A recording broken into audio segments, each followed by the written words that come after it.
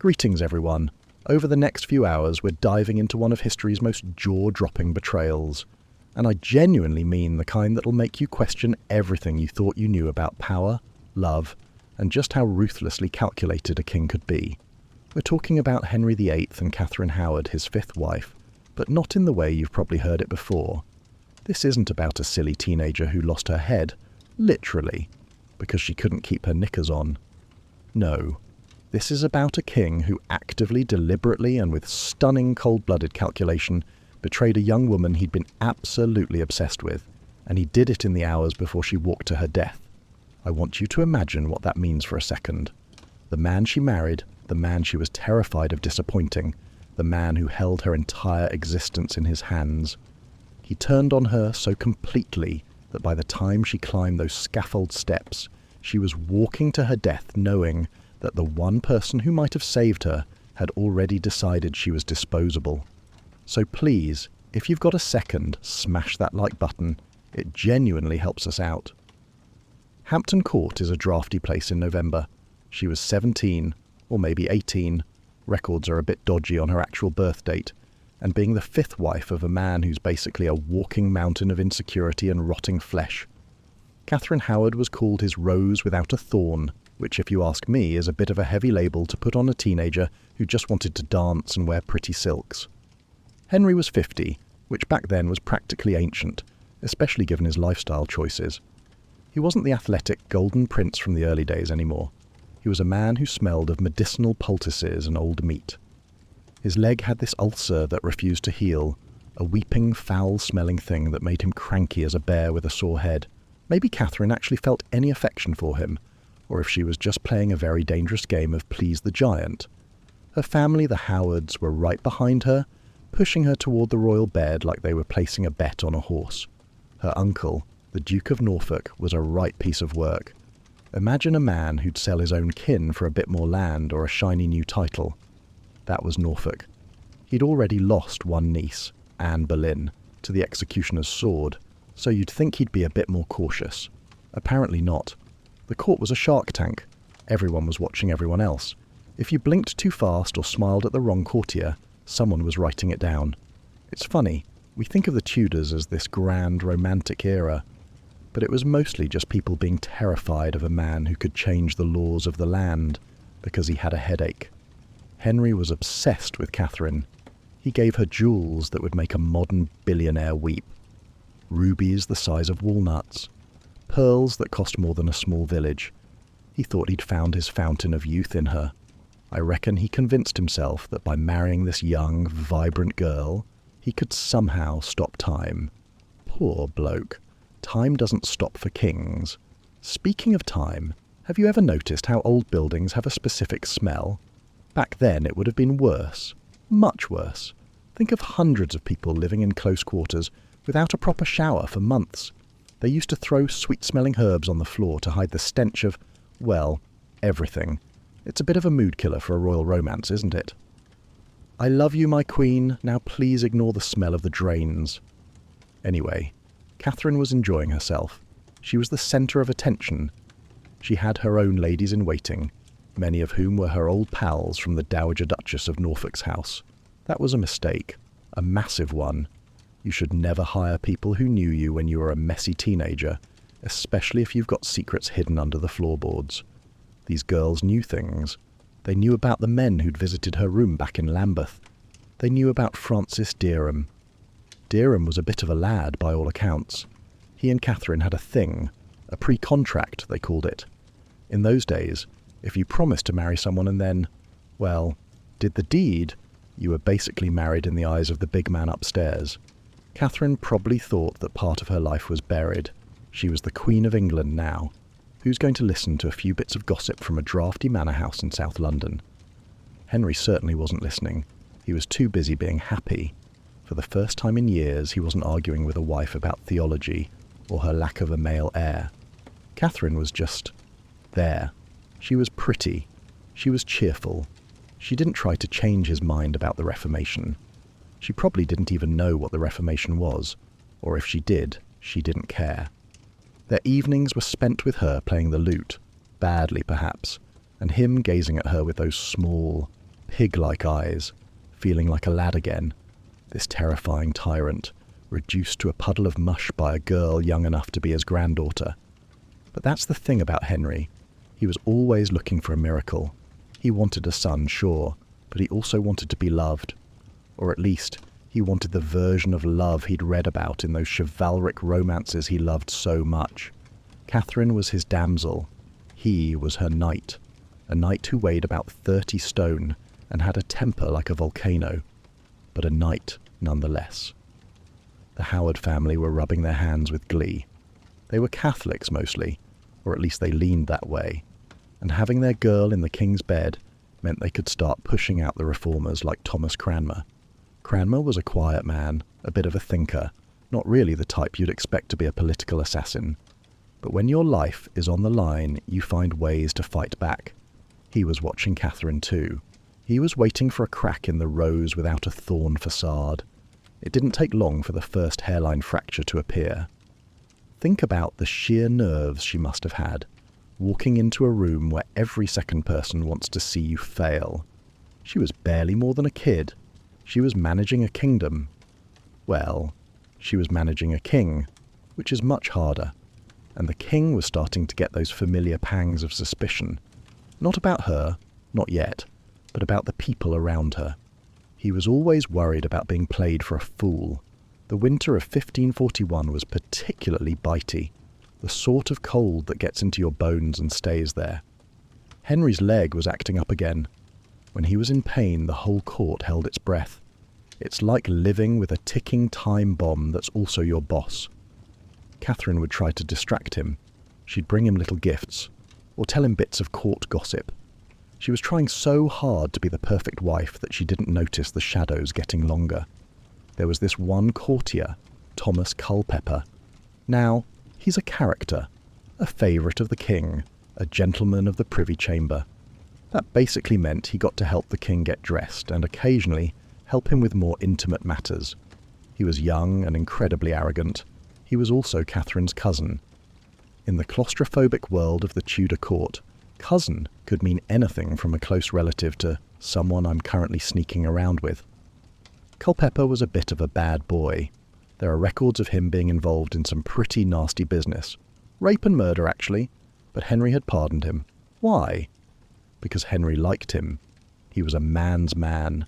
He could hunt, he could tilt, and he knew how to flatter the king. But Culpeper was looking at Catherine, and Catherine, bored with her aging, smelly husband, was looking back. It's a recipe for disaster, isn't it? A bored teenager, a predatory courtier, and a jealous, dying king. You can almost hear the gears of the executioner's block starting to turn, even through the laughter and the music of the winter feasts. I reckon they thought they were being clever. They thought they could outrun the king's spies. But in Hampton Court, the walls literally have ears, little lead pipes and gaps in the panelling where servants would listen in. Mind you, the past has a funny way of crawling out from under the floorboards just when you finally manage to polish them up and make the place look presentable. Catherine wasn't born a queen, obviously. She was just another Howard girl, a poor relation, in a family that had more branches than a massive, sprawling oak tree, and about as many secrets as a confessional box. After her mum died, she was packed off to live with her step-grandmother, the Dowager Duchess of Norfolk. Now, if you're imagining a strict Victorian-style boarding school with cold showers and gruel, you couldn't be further from the truth. It was more like a chaotic, unsupervised youth hostel where the warden, old Agnes Tilney, was usually either fast asleep, busy at court, or just generally disinterested in what a bunch of hormonal teenagers were up to in the maiden's chamber. It was a bit of a recipe for a mess, really. You've got all these young women, some from posh families, some just there to serve, all crammed into one room at night.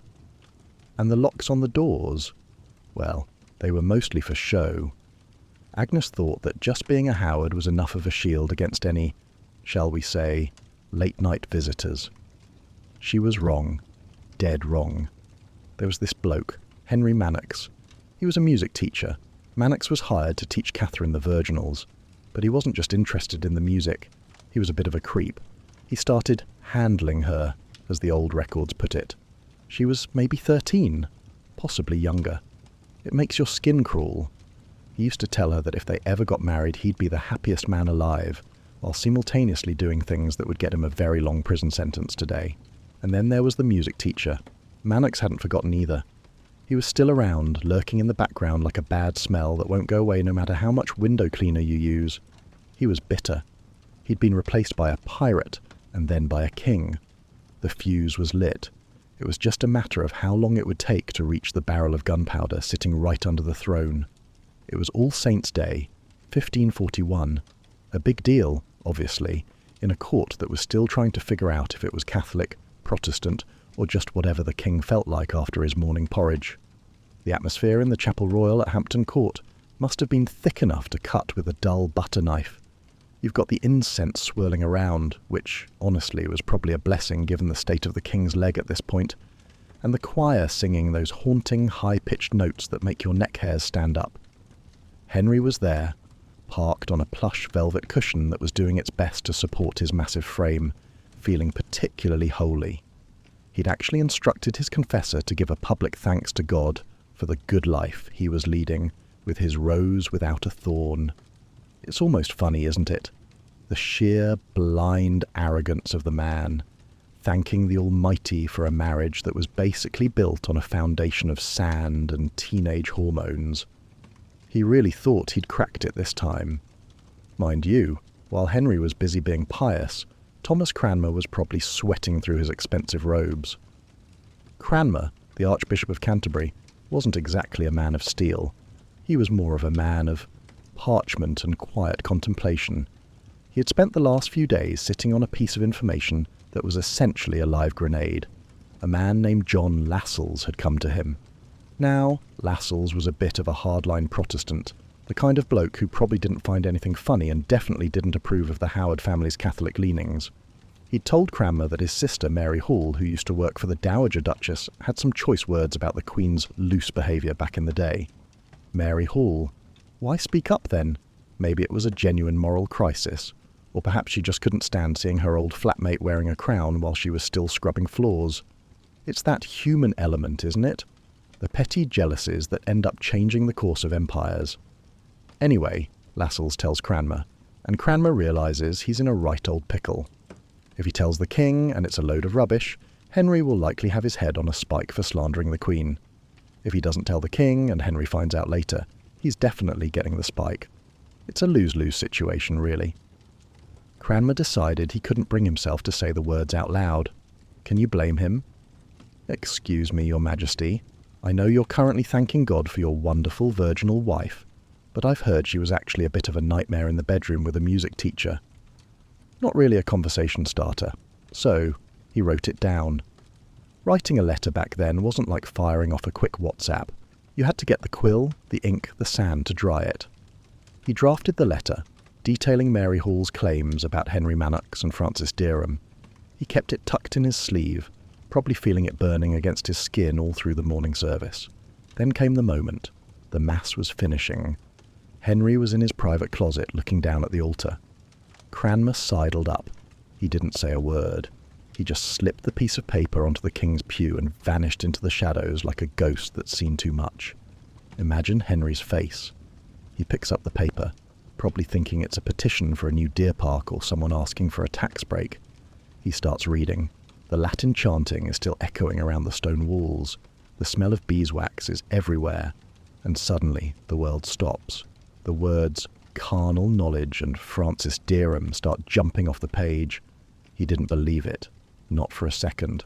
Or at least, that's the official story. He thought it was a forged bit of spite, probably cooked up by someone who hated the Howards. Mind you, his first instinct wasn't to scream or throw a chair.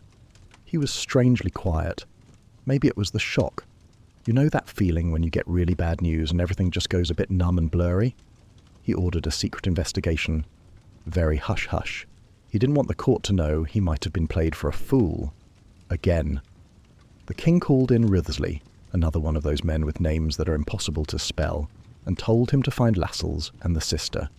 He wanted the truth, but I think, deep down, he wanted someone to tell him it was all a big misunderstanding. Oh, Francis Dereham? He was just helping her with her needlework, sire. Very intensive needlework. But the investigators were thorough. They went to London. They found Mary Hall. And Mary didn't hold back. She described the scenes in the maiden's chamber with a level of detail that must have made the king's blood run cold. The giggling, the late-night visits, the gifts. It wasn't just a bit of flirting. It was a full-blown affair, or as close as you could get in 1538. I feel a bit sorry for the messengers in these situations. Can you imagine being the bloke who has to go back to Henry and say, "Actually, sire, it's worse than we thought." You'd be looking for the nearest exit the whole time. Henry was still at Hampton Court, pretending everything was fine, hunting during the day and sitting with Catherine in the evenings. Did he look at her differently? Did he watch how she touched her wine-glass, or how she laughed at a joke and wonder how many other men had seen that exact same smile? It must have been agonizing. Catherine didn't know anything was wrong yet. She was still playing the part of the happy queen. She was probably planning her next outfit or thinking about the Christmas festivities. She had no idea that a single piece of paper left on a wooden bench had already signed her death warrant. The investigation was moving fast. They didn't just stop at Mary Hall. They started rounding up everyone who'd ever lived in that house in Lambeth. The maidens were being questioned, one by one. And under the threat of the rack or the tower, people tend to remember things very clearly. The picture that was emerging wasn't of a rose without a thorn. It was of a young woman who had been remarkably reckless with her reputation. Henry was still holding out hope, though. He told his advisers that if it was just a pre-contract with Derham, maybe they could just annul the marriage and send her away. He didn't want to kill her. Not yet. He was still in love with the idea of her. But then the investigators found something else. Something much more recent. It's funny how secrets have a way of sticking together. You pull one thread, and the whole jumper unspools. They started looking into what the Queen had been up to since the wedding, and that's when the name Thomas Culpeper started coming up in the depositions. If the Derham stuff was bad, the Culpeper stuff was catastrophic. Derham was the past, Culpeper was the present, and Culpeper was the king's favourite. That's the bit that really stings, isn't it? It's not just the betrayal, it's who it's with. It's like finding out your partner is cheating with your best mate who also happens to do your hair every morning. The quiet atmosphere of the chapel was gone. The storm was breaking. Henry stayed in his rooms, refusing to see Catherine. He was brooding, and a brooding Henry VIII was the most dangerous creature in Europe. He ordered the gates of the palace to be locked. No one in, no one out. The paper on the pew had done its work. The rose was about to be crushed. Silence. Absolute, terrifying silence. That was the first thing she would have noticed. Hampton Court is never truly quiet, usually. There's always the scuttle of a servant, the bark of a dog in the courtyard, or the distant clatter of the kitchens preparing enough roasted swan to feed a small army. But that morning, the world just stopped. Catherine was confined to her rooms. No more music, no more dancing, probably just the heavy, rhythmic thud of guards' boots outside her door. She wasn't the type to just sit there and wait for the inevitable. She was a Howard. They have this sort of desperate, frantic energy when they're cornered. If I were in her shoes, I'd probably have just hidden under the bed with a bottle of wine. But Catherine had this idea, this probably quite deluded idea, that if she could just see Henry, she could fix it. One look, one touch, one of those smiles she'd use to make him forget his leg pain for 5 minutes. She thought she could charm the monster back into its cave. She managed to slip past her guards. How? Who knows? Maybe they felt sorry for her, or maybe they were just a bit rubbish at their jobs. Security in the 1540s wasn't exactly MI5. It was mostly just blokes in fancy tunics who'd rather be in the buttery. She bolted. She ran toward the Chapel Royal, where she knew the king was at prayer. This is the bit everyone knows, the haunted gallery bit. If you go there today on one of those evening ghost tours, which, let's be honest, are mostly just an excuse to stand in a dark room and pay 30 quid for the privilege of being startled by a draft, people claim they can still hear her. She was screaming his name. Henry! Henry! Her skirts must have been heavy, all that velvet and silk catching the air like a parachute, slowing her down while her heart was probably doing about 150 beats a minute. She reached the door of the royal closet. She could probably smell the incense through the cracks in the wood. She might have even heard the low, gravelly mumble of the king's voice as he spoke to God. Then the guards caught her. They didn't just ask her to move along, they grabbed her. Hard. They dragged her back down that long, echoing gallery while she shrieked and begged. And the most chilling part? Henry didn't move. He sat there. He heard her. He must have heard her, unless he was even more deaf than the records suggest. And he just kept on praying. Or pretending to pray. I wonder what was going through his head. Was it anger? Or was it that cold, dead feeling you get when you realise the person you loved has made a fool of you? Mind you, the lighting in those galleries back then would have been miserable. Just a few flickering torches and the grey, watery light of a November morning. Anyway, back to the point. Catherine was hauled back to her chambers and the door was locked again. This time I bet they didn't leave any gaps in the guard rotation. She was a prisoner now. The rose was officially in the compost heap. The council came to see her. Cranmer, the archbishop, was the one who had to do the heavy lifting. Maybe he actually felt bad for her. He told her that if she just confessed to the pre-contract with Derham, the king might be merciful. It was a lifeline. A small, fraying, greasy rope, but a lifeline nonetheless. If she admitted she was already married to Derham in the eyes of the church, her marriage to Henry would be void. She wouldn't be a queen. She wouldn't be an adulteress. She'd just be a girl who'd had a bit of a messy past. She could have retired to the country, maybe lived out her days in a quiet house somewhere, probably being ignored by everyone, which, considering the alternative, sounds like a dream.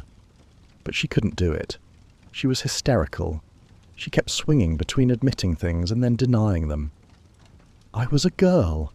I didn't know," she'd sob. Then she'd insist she was innocent. It's that teenage brain, isn't it? You think if you just lie hard enough, the truth will eventually get bored and go away. It is a bit ironic that the very people who put her on the throne, her family, were the ones now frantically trying to figure out how to distance themselves from her. Her uncle, the Duke of Norfolk, was probably already drafting a letter to the king saying, "Catherine? Who? Oh, that niece. Yeah, always thought she was a bit of a wrong-'un, sire. Total coincidence that I'm her uncle." The man had the moral backbone of a jellyfish. The interrogation wasn't just about her feelings. They wanted names. They wanted dates. They wanted the sordid little details that would justify the king's rage. Cranmer sat there with his ink and his parchment, recording the slow destruction of a girl who, just a week ago, had been the most envied woman in the country. Did you know that the Tudors had a weird obsession with specific types of fruit? They loved apricots. Catherine once spent a ridiculous amount of money on a single basket of them. I suppose when you're queen, you don't look at the price tag. But now, she probably wouldn't have been able to swallow a single bite. Her world was shrinking down to the size of her bedroom. The atmosphere in the rest of the palace must have been bizarre. Imagine the courtiers, the ones who had been bowing and scraping to her, now whispering behind their hands. "Did you hear? The Queen's been caught." I always knew there was something about her. It's like a car crash, isn't it? Nobody wants to look, but everyone is staring out of the corner of their eye. Henry was done with her. He left Hampton Court without saying goodbye. He just went. He took his grief and his ulcerated leg, and he headed off to another palace, leaving Catherine to face the music, or the lack of it. The silence was back, but now it was heavier. It was the silence of a tomb. If she looked out of the window and saw the king's carriage pulling away, the splash of mud on the wheels, the sound of the horses' hooves fading into the distance, that would have been the moment she knew, really knew. No charm, no smile, no rose without a thorn nonsense was going to save her this time. The king had moved on to the next phase, the vengeance phase. The council wasn't just looking at her past anymore. They were looking at her present. They were looking at Thomas Culpeper. And that, my friend, was the real nail in the coffin. Because if Derham was a mistake made by a child, Culpeper was a choice made by a queen. And in Henry's world, that wasn't just a mistake. It was treason. So, while Catherine was being hauled back to her rooms at Hampton Court and probably wondering if she'd ever see the sun again, the investigators, these grim-faced blokes with ink-stained fingers and a very professional lack of empathy, were already saddling up their horses to ride out to the Dowager Duchess's houses in Lambeth and Horsham. They weren't there for a social call. They were there to tear the place apart. Agnes Tilney, the Dowager Duchess, was no spring chicken, but she wasn't exactly a senile old dear either. She knew the game was up the second she saw the royal commissioners at her gate. Instead of welcoming them in with a polite cup of Tudor ale and a "How can I help you, officers?" the Duchess went into a bit of a frenzy. She started grabbing keys. She started whispering to her servants to get to the coffers before the king's men did. The Duchess had this coffer, a massive, heavy thing belonging to Francis Dereham. He'd left it with her for safekeeping when he went off to Ireland, or maybe it was just sitting there because no one had bothered to move it. Either way, it was the black box of Catherine Howard's past. Agnes Tilney didn't just hide it, she broke into it. She got her servants to smash the locks. Why? Because she wanted to see what was inside before the king did. She was looking for letters. She was looking for anything that mentioned contracts or husband or wife. I suppose she thought she could just burn the evidence and pretend it never existed. Trying to burn a pile of damp parchment in a hurry while people are literally banging on your front door is probably a bit like trying to do your taxes while your house is on fire. Not very effective. The commissioners weren't stupid. They saw the smashed locks. They saw the charred remains in the fireplace. They saw the look on the Duchess's face, that specific shade of pale that only comes when you realise you've just made a massive, life-altering mistake. The third Duke of Norfolk, her stepson, was already washing his hands of the whole lot. He was probably the most loyal man in England, if you define loyalty as the speed at which you can throw your own stepmother under a bus to save your own skin. He was right there with the investigators, probably pointing out which wardrobes had false bottoms. They found the letters. Or at least they found enough. They found evidence that Dereham had been bragging about his relationship with the Queen. They found that the Duchess had known far more than she'd let on. They found that the Maiden's Chamber hadn't just been a place for sleeping. It had been a place for all sorts of activities that the king definitely wouldn't have approved of. The Duchess tried to play the "I'm just a confused old woman" card. It's a classic, isn't it? Oh, I didn't know what they were doing. I thought they were just playing cards. Those young people and their loud card games. But the investigators weren't buying it. They started arresting the servants. They arrested the Duchess's own daughter. They even arrested the Duchess herself. Imagine that. One day you're the head of one of the most powerful families in the land, and the next you're being hauled off to the Tower of London because your niece couldn't keep her secrets under wraps. It's hard to say if the Duchess was actually trying to protect Catherine, or if she was just trying to protect herself. Probably a bit of both. In the Tudor world, the family was a single unit. If one person fell, they usually took everyone else down with them, like a row of very expensive, very terrified dominoes. The physical state of these coffers, we always imagine them as these beautiful carved chests, but they were probably just heavy, functional boxes that smelled of old leather and damp paper. The contents were mundane, mostly. Accounts, deeds, a few personal trinkets, but tucked between the boring stuff were the things that killed people. A lock of hair, a ring, a letter that started with "My heart's delight." The investigation was widening. It wasn't just about Catherine anymore. It was about the Howard machine. The king was convinced that the whole family had conspired to foist an unvirtuous woman onto him. He felt like a victim. He felt like he'd been sold a fake diamond by a family of dodgy merchants. And Henry didn't like being cheated. While the Duchess was being interrogated, the investigators were finding more names, more connections. It was like pulling a loose thread on a very expensive jumper. You start with a music teacher, and before you know it, you've unravelled the entire nobility. They found that Francis Dereham had been given a job at court by Catherine after she became queen. Now, that's the bit that really makes you shake your head. Why would you do that? It's like being a bank robber and then hiring the getaway driver to be your personal accountant. It's just asking for trouble. But Catherine probably thought she was being kind. Or maybe Dereham was blackmailing her. Or maybe she just wanted a familiar face around. The Duchess's house was a crime scene. Every scrap of paper was being read by men who were looking for a reason to please the king. And the king was in a very pleasable mood when it came to finding evidence of betrayal. I reckon the Duchess's servants were the first to crack. They weren't Howards. They didn't have a family name to protect. They just wanted to avoid the rack. They started talking about the late-night parties, the husband and wife jokes, and the time the Duchess had found Derham in Catherine's bed, and only given them a light ticking off. It was all coming out.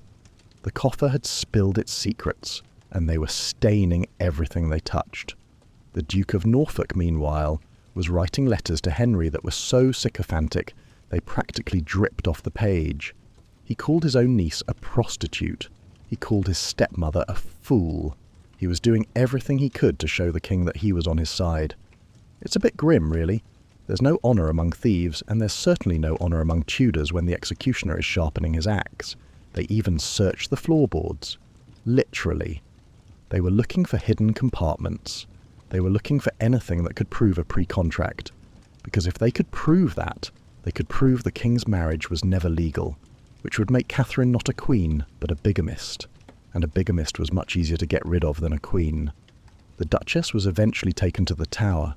She was terrified. She kept asking if she was going to die. I suppose at that age, the cold stone walls and the sound of the river against the foundations must have felt like a final sentence already. The king wasn't satisfied with just the old stuff. He wanted more. He wanted to know about Culpeper. And while the Duchess was crying in her cell, the investigators were already turning their attention to the Queen's private chambers at Hampton Court. They were looking for a specific letter, a letter written in Catherine's own hand. They found it tucked inside a velvet cap. Thomas Culpeper. What a name. It sounds a bit like something you'd sprinkle on a salad to give it a bit of a kick, doesn't it? But he was anything but wholesome. He was a disaster in a pair of very expensive, very tight silk hose. If you were looking for a man to lead a charge, or, more likely, a man to help you forget that your husband was a 30-stone man with a leg that smelled like a butcher's shop in July, Culpeper was your man. He was a gentleman of the Privy Chamber, which is a fancy way of saying he was one of the few people allowed to see the king in his underwear. He was a favourite. Henry loved him.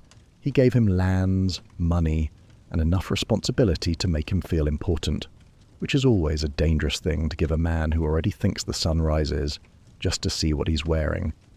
Then we have the letter. It wasn't just a thank you for the nice dance note. It was a proper ink-stained, heart-on-sleeve confession of something that looked an awful lot like love, or at least a very dangerous kind of infatuation. Catherine wrote it, in her own hand, which was a bit of a gamble considering her handwriting was apparently a bit like a spider had dipped its legs in ink and had a small seizure on the page. She told him, and I'm paraphrasing a bit here, that her heart died whenever she had to leave him. She called him her little sweet fool. It's the sort of thing you'd find in a teenager's diary today, tucked behind a sticker of a pop star, but back then it was a death warrant. I've often wondered why people keep things like that. If I were having a secret affair with the Queen of England, which, let's be honest, is a bit outside my current social circle, the first thing I'd do with a letter like that is eat it, or burn it. But Culpeper?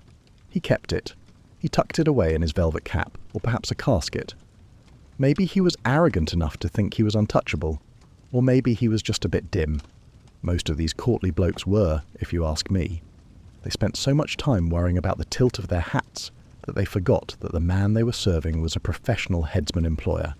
Mind you, they weren't alone in this. They had an accomplice, Jane Boleyn, Lady Rochford. She's a fascinating, if slightly terrifying, character. She was the widow of George Boleyn, Anne Boleyn's brother, and she'd actually testified against her own husband to help send him to the block. Talk about a tough day at the office. You'd think she'd have had enough of scaffolds and sharp axes, but no. She was right there, helping Catherine and Culpeper meet in dark corners. She'd stand guard. She'd carry the letters. She was the one who probably knew the layout of every back staircase in every royal palace in the country. Why did she do it? I suppose she liked the thrill, or maybe she just wanted to stay in the Queen's good books. Some historians reckon she was a bit unbalanced, but that feels like a bit of a cop-out. She just liked being in the room where it happened. It's like those people who can't help but gossip even when they know it's going to cause a massive row. Except in this case, the row involves the Tower of London. The investigators found the letter. They were tossing the Queen's rooms, looking for anything, and there it was. One of the King's men, probably some bloke who'd been having a very boring Tuesday until that moment, unfolded the parchment and realised he was holding the smoking gun. Can you imagine the intake of breath? The sudden realisation that the rose without a thorn had been sending heart-dying messages to the King's best mate. Look, the court was a place where everyone was supposed to be in love with the King. It was the rules. You praised his looks, his wisdom, his hunting skills. To suggest that a queen might actually prefer a younger, fitter, less ulcerated man was not just an insult, it was a cosmic imbalance. It was treason of the highest order. There's a bit of a debate about how far it actually went. Did they... Culpeper, under torture later on, claimed he intended to do it, but that they never actually got around to the main event, which is a bit like telling the police you were only planning to rob the bank but got distracted by a nice pastry shop. It doesn't really help your case. Catherine, for her part, was a mess. She denied everything, then admitted bits of it, then blamed Lady Rochford. She was a girl who'd been told her whole life that her beauty was her only currency, and she'd just found out that the bank was closed and the bailiffs were at the door. The King's reaction when he was told about Culpeper was different from the Dereham news. The Dereham stuff was annoying, sure, but it was before him.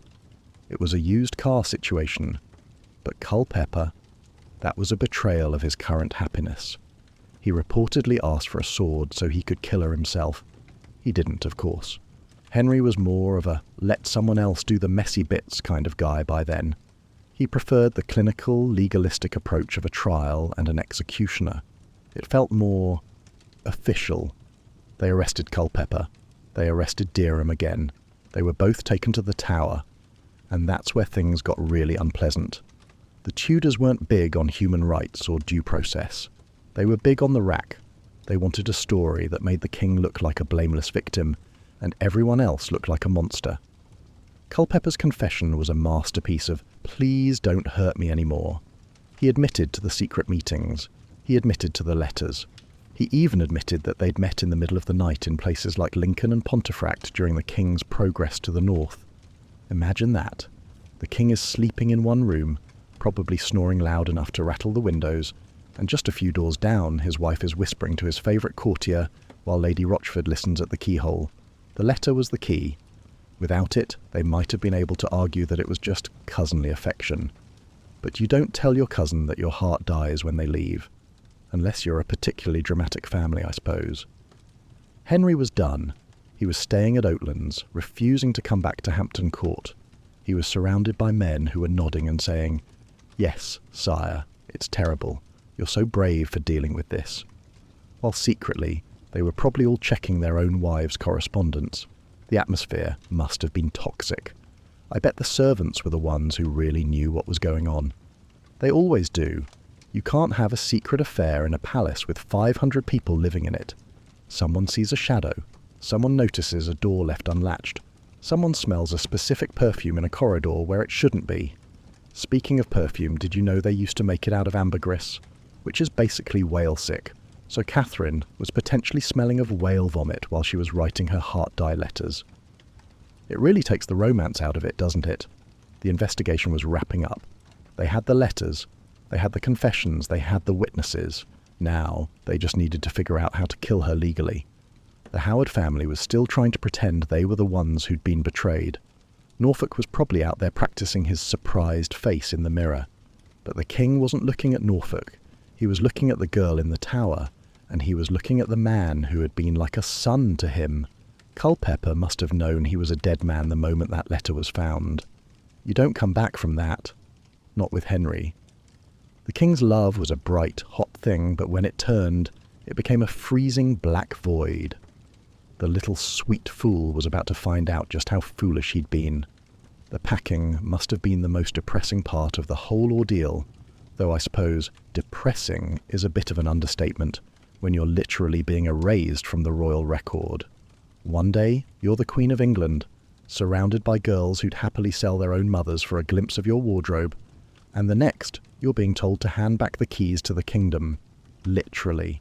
Henry didn't just want her out of his sight, he wanted her stripped of the title. On the 14th of November, they officially told her she wasn't the Queen anymore. She was just Catherine Howard, just a girl with a very famous surname and a very uncertain future. They moved her to Syon Abbey. The journey there was probably miserable. A boat ride down the Thames in late autumn isn't exactly a pleasure cruise. The river is grey, the wind is bitey, and everyone on the banks is staring at you, wondering if you're the next one to get a permanent haircut at the Tower. She was allowed a small household, a few ladies in waiting, some servants, but none of the grandiosity she'd become accustomed to over the last year. No more, Your Majesty, no more bowing. 1 minute you're eating off gold plates and the next someone's literally taking the rings off your fingers because they belong to the crown. But that was Henry. He wanted every penny back. She was kept under house arrest at Syon for weeks. It was a golden cage, I suppose. She wasn't in a dungeon. She had decent food. She had beds with actual blankets. But she was a prisoner. Every time a door creaked or a messenger arrived with a sealed scroll, she must have felt her stomach do a somersault. Was it the pardon? Or was it the warrant? The uncertainty is what kills you, isn't it? She wasn't entirely alone. Some of her ladies were still loyal, or maybe they just didn't have anywhere else to go. But the atmosphere must have been stifling. Imagine 4 or 5 women trapped in a draughty old abbey, all knowing that the woman they're serving is almost certainly going to die. What do you even talk about? Lovely weather for an execution, isn't it, ma'am? Would you like another slice of bread before the guards come to haul you away? She became quite subdued at Syon. The hysteria of Hampton Court had faded into a sort of dull, aching exhaustion. She wasn't screaming anymore. She was just waiting. And Henry? Henry was away at Oatlands, or perhaps Windsor, or one of his other many, many houses, probably eating his feelings. He was famously a comfort eater when he was stressed. I can relate to that. Give me a bag of salt and vinegar crisps and a bad day, and I'm a happy man for at least 20 minutes. But Henry was eating roasted boars and entire pies. He was also crying. He'd sit in his private chambers and sob about how he was the most unluckily married man in history. He executed 1 wife, divorced 2 others, and lost 1 to childbirth, but he was the victim. While Henry was busy being a professional mourner for his own ego, the council was busy at Syon. They kept coming back to interview her. They wanted more. They wanted to know if she'd actually slept with Culpeper. They were obsessed with the main event.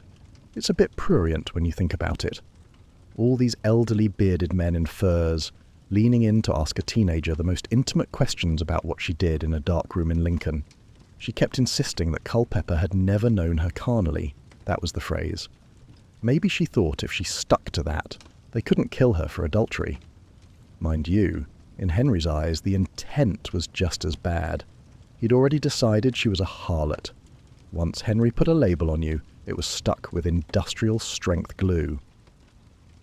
I wonder if she ever thought about Derham while she was at Syon. He was already in the Tower, probably being put through the ringer. Did she feel guilty? Or was she just angry that he hadn't stayed in Ireland like he was supposed to? It's a messy business. Or whatever they had. The nuns of Syon hadn't gone quietly. They were a tough lot. Some of them had been executed years earlier for opposing the king. There's a bit of a weird energy in places like that. Buildings remember things. Or maybe that's just my overactive imagination. Either way, Catherine was living in a graveyard of other people's faiths and fortunes. The council eventually decided that they didn't have enough to convict her of high treason, just based on the pre-contract stuff. That would only make the marriage invalid. To kill her, they needed her to be a queen who had cheated. But she wasn't a queen anymore. They'd taken the title away. It's a bit of a legal logic loop, isn't it? We want to kill the queen for being a bad queen, but first we've decided she was never actually queen, but we're still going to kill her for being a bad queen. The lawyers were having a field day. They love that sort of stuff. Billing by the hour to figure out new ways to be miserable. During her time at Syon, she was also being watched for signs of pregnancy. Imagine that.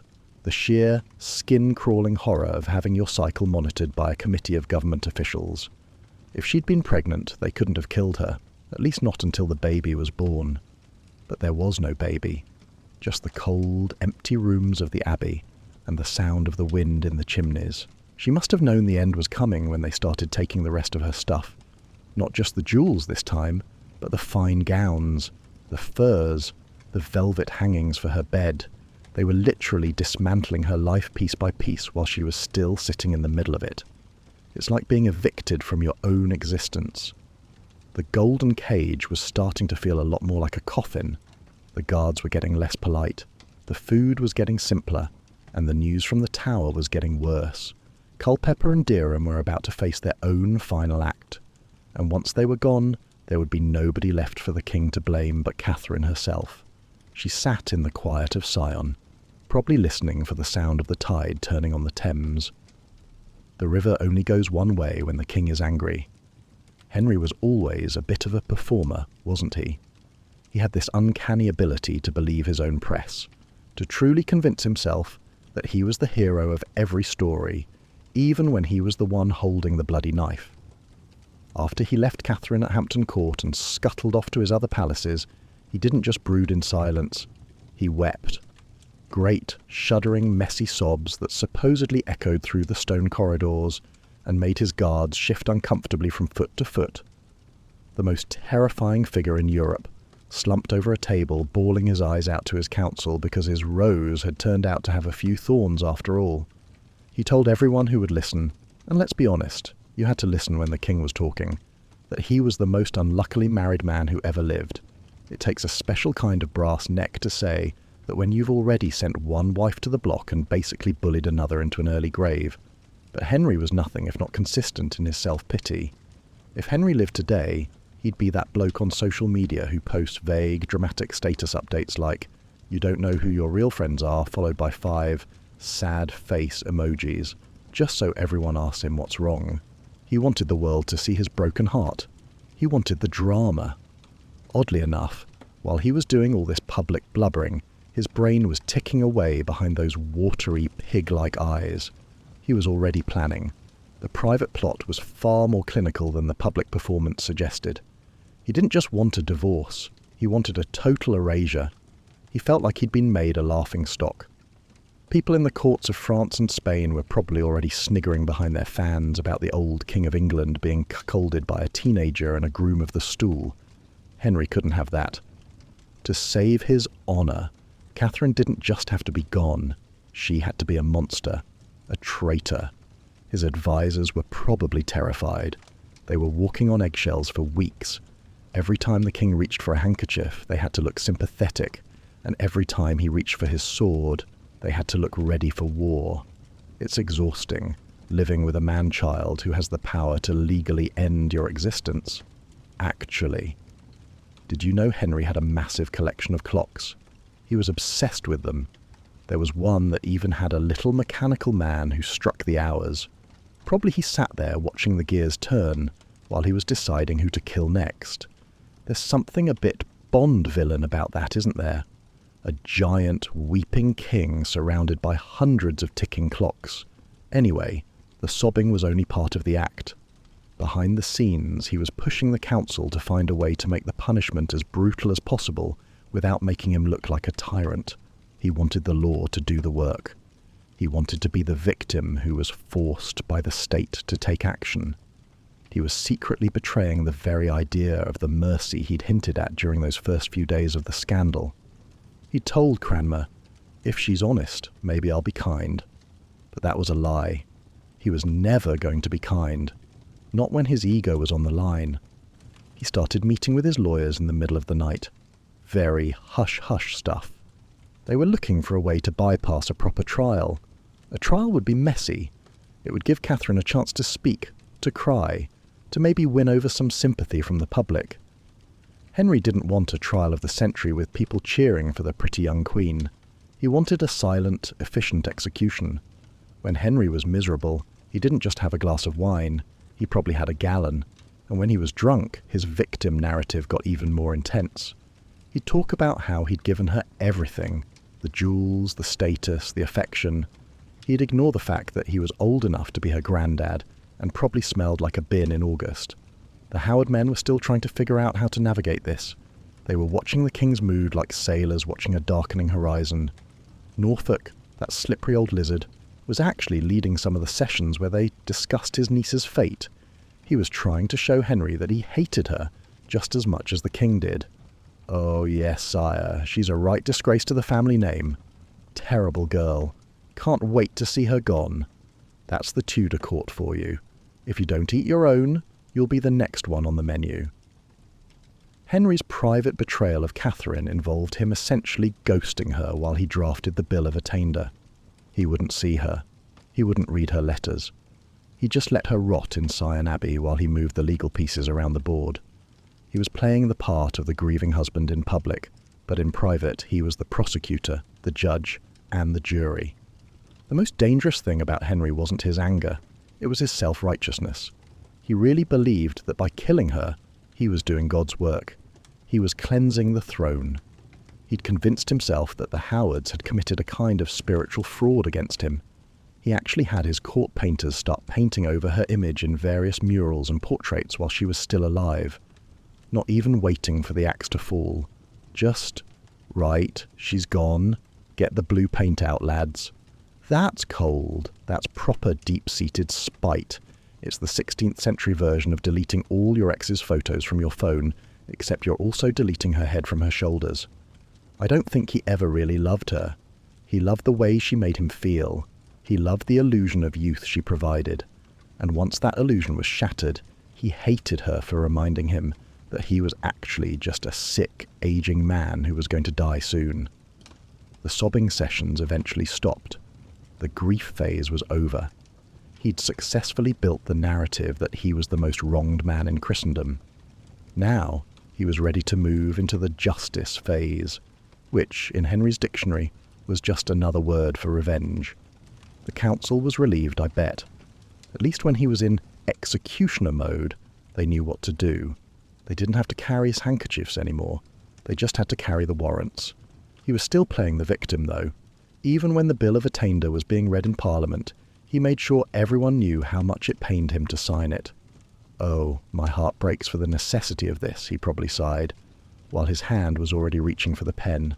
It's a bit like someone saying, "This is going to hurt me more than it hurts you," right before they punch you in the face. The plot was set. The trap was sprung. And Catherine, still waiting at Syon Abbey, had no idea that her sweet king had already finished crying and was now just waiting for the bill from the executioner. Henry had moved on to his next obsession. He was already looking at the inventories of her gowns. If he couldn't have her youth, he'd at least have her velvet. Mind you, the end for the boys wasn't exactly a quiet affair tucked away in some private corner, because on December 10th, 1541, while the rest of London was probably just worrying about how to keep their toes from falling off in the damp, Thomas Culpeper and Francis Derham were being dragged through the slush and the filth toward Tyburn. Culpeper, being a gentleman and a former favourite who used to help the king with his shirts, got the relatively merciful option of just having his head lopped off with an axe. But Derham, he wasn't so lucky since the king wanted a message sent, and that message involved the full, gruesome, stomach-churning treatment of being hanged, drawn and quartered, until there wasn't much left of him to put in a coffin. Messy. Total nightmare. I've never understood the appeal of a public execution, honestly. I mean, why would you want to stand in the cold for 4 hours just to watch a bloke get his insides pulled out? It's a bit like those people who slow down to look at a car crash on the motorway, only with more cheering and meat pies. Mind you, people supposedly brought their kids to these things.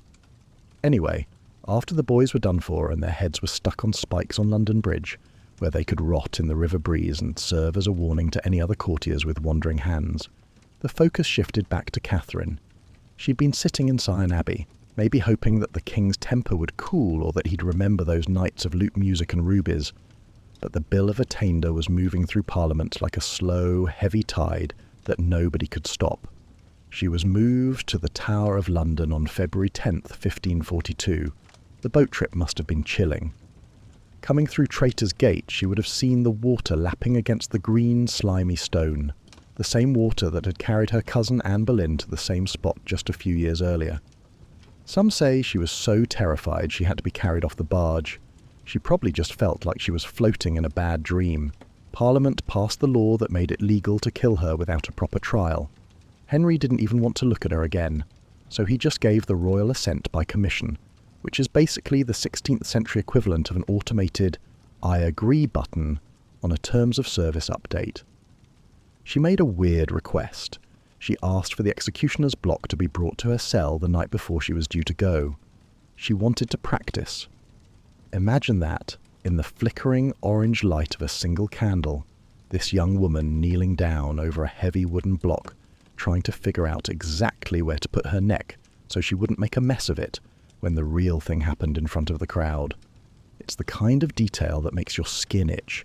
She supposedly spent hours at it, practicing how to die gracefully. The air was probably like a cold slap in the face that morning, February 13th, 1542, when the sun was barely a smudge of pale light in the grey London sky, and the frost was thick enough on the wooden scaffold planks to make them dangerously slick under a pair of delicate satin shoes. Bitter, bone-chilling. She had to walk out onto Tower Green. It wasn't a long walk, maybe just a few hundred yards from her prison lodgings, but when you know exactly where those steps are leading, every inch probably feels like a mile. She was dressed in black velvet. It was sombre, quiet. Some people say she was remarkably calm, while others insist she was a shivering wreck who had to be practically hoisted up the steps by her ladies-in-waiting. But I reckon she was just in that weird, floating state of shock, where your brain disconnects from your feet to stop you from screaming. The crowd was there, of course. Not a massive one because it was a private execution inside the tower walls, but the big players were all watching. The council members, the guards, the people who'd helped put her there. Mind you, there's that famous line people love to quote, the one where she supposedly said, "I die a queen, but I would rather have died the wife of Culpeper." I don't buy it for a second. It sounds like something someone came up with 50 years later to make the story more romantic. And honestly, if you're standing in front of a bloke with a giant axe, the last thing you're going to do is confess your love for the guy who got you into this mess in the first place. She was smarter than that, or at least she was terrified enough to stick to the script. She made a short speech. They all did. It was like a very grim performance where you had to thank the king for his mercy, which is a bit of a stretch when he's literally cutting your head off, and ask the people to pray for your soul. She spoke about her sins and how she deserved to die. Standard stuff for the 1540s. Then it was time. She knelt down. She reached out for the block, the one she'd spent the whole night practicing with. I wonder if the wood felt different in the daylight. Rougher, colder. The executioner likely asked for her forgiveness, which was the custom, and she probably gave it with a tiny nod because what else are you going to do? He did it in one go. Then came Jane Boleyn, Lady Rochford. She was next. She'd gone a bit distracted in the head during the interrogation. Some say she'd actually gone completely mad from the guilt or the fear. But they brought her out anyway. They had to pass a special law just to execute a person who wasn't mentally sound, which tells you everything you need to know about Henry's mood. It was a double feature of misery. The really sad part is where they put her afterward. No grand funeral, no marble monument. They just wrapped her in some plain cloth and tucked her under the flagstones in the chapel of St. Peter ad Vincula, right near her cousin Anne. If you go there now, you can see the spot, though it's just a name on a list of people who ended up on the wrong side of a Tudor mood swing. You'd think the Howard family would have been wiped off the map after 2 of their daughters lost their heads to the same bloke, but they were a bit like those stubborn weeds that grow in the cracks of your driveway. No matter how much weed killer you pour on them, they just keep popping back up. Thomas Howard, the 3rd Duke of Norfolk, was the ultimate survivor, a man who had spent his entire life mastering the art of the strategic exit, and who, upon realizing his niece was a lost cause, immediately started writing these frantic, almost pathetic letters to the king, where he called Catherine all sorts of names and basically thanked Henry for being so gracious as to execute his relative. He was a snake, a total opportunist. He didn't get off scot-free initially. He was banished from court for a while. It's funny how the Tudor court worked. It was like a high-stakes version of musical chairs, and Norfolk had just realised the music had stopped and he was 3 rooms away from the nearest seat. He spent most of his time at his estate in Kenninghall, probably staring at the walls and waiting for a knock on the door that would mean the executioner had finally remembered he existed. Mind you, it was his son, the Earl of Surrey, a poet who was apparently a bit too fond of his own reflection and had a temper like a box of damp matches, who eventually dragged the family back into the line of fire a few years later. Surrey was a piece of work. He decided it was a great idea to start using royal heraldry on his personal coat of arms, which is basically like putting a "Please behead me" sign on your front door when you're dealing with a paranoid king like Henry. Henry was dying by then, bloated and angry, and he didn't take kindly to Surrey's interior design choices. Surrey was executed in 1547. Norfolk, the old duke, was actually in the Tower waiting for his own execution the very next day. He got lucky. Henry VIII died during the night. The council didn't want to start the new king's reign with a massive, high-profile execution of the premier duke of the realm, so Norfolk just stayed in the Tower for a few years, probably playing a lot of solitaire and wondering how he was still alive. He was eventually released when Queen Mary, Henry's daughter, took the throne because she liked the Howards' Catholic leanings. The Dowager Duchess, Agnes Tilney, didn't fare quite so well in the long run. She was eventually pardoned and released from the Tower in 1542, but I suppose the damage was done. She died about a year later. Some say it was a broken heart, but I reckon it was more likely the damp from those Tower walls. Those places are notoriously drafty, and when you're that age, a chill can be just as deadly as a sharp axe. It's a bit of a grim tally, isn't it? One niece dead, another niece dead, a grandson dead, and a whole lot of ruined reputations. Mind you, the Howards are still around today. The current Duke of Norfolk is the one who organises the coronations and the state funerals. They managed to outlast the Tudors by about 400 years and counting. The family name survived, but the rose without a thorn was just a footnote in a massive, dusty ledger of Howard ambition. Thank you for listening.